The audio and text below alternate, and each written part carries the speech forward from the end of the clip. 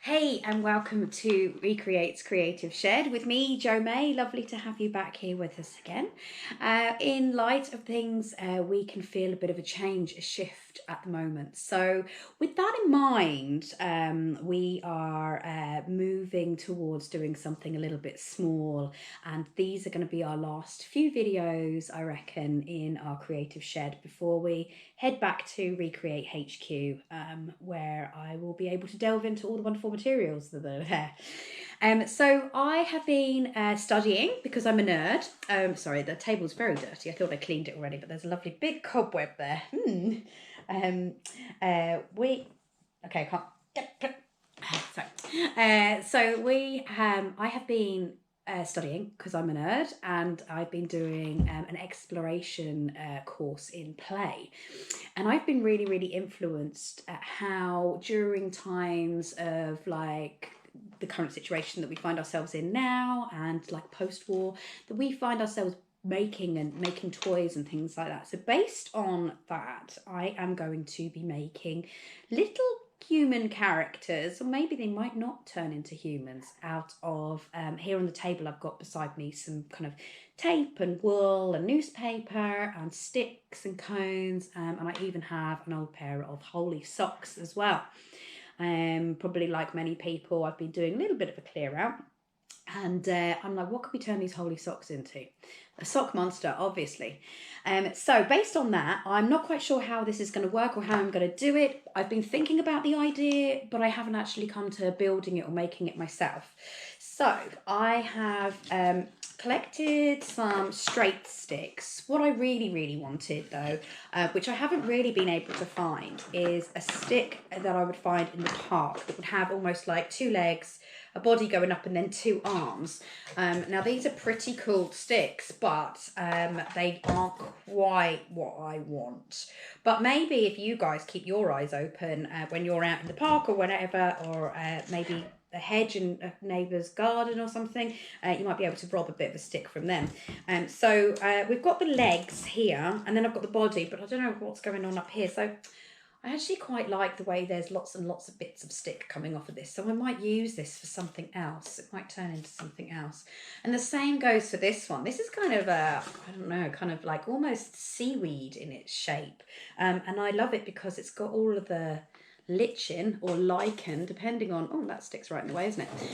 Lichen or lichen attached to it as well, which obviously means that there's very, very good, lovely fresh air. And it's amazing when you look at trees, how many different types of lichen or lichen that you can see, all the many varieties. I don't know any of the names of any of them.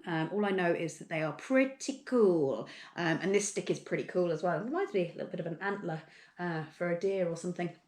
Anyway, so based on me not finding the perfect stick out in the big wide world, I have got some willow here. I have a little bit of willow left over. This is really, really dry stuff, not good for anything really, apart from maybe what we're doing today. And I wanted to make a character, so I'm going to start off with maybe the torso, which I think is going to be quite big, and then I'm going to use maybe legs and arms. So I don't want my person to be really, really big. I want it to be kind of small. So I am going to, actually, do you know what? I'm not going to use the fat stick because it's a little bit harder to snap, whereas this is quite good for snapping. I actually wanted them to be a little bit smaller, like really, really diddy. But for the purposes of this, maybe I'll just make quite a big one. So I'm going to imagine that that's its neck and its head going up there. Get a pair of scissors just to give it a score. Like that. And then maybe this is the arms. Okay, so that's its arms. Now I'm going to use some of my tape. I've gone a bit mad recently in purchasing different types of tape, so I'm very excited that I've got like brand new gaffer tape and then really cool brown tape actually, which I was supposed to put on the table but I didn't pre this. So I'm going to sellotape these together.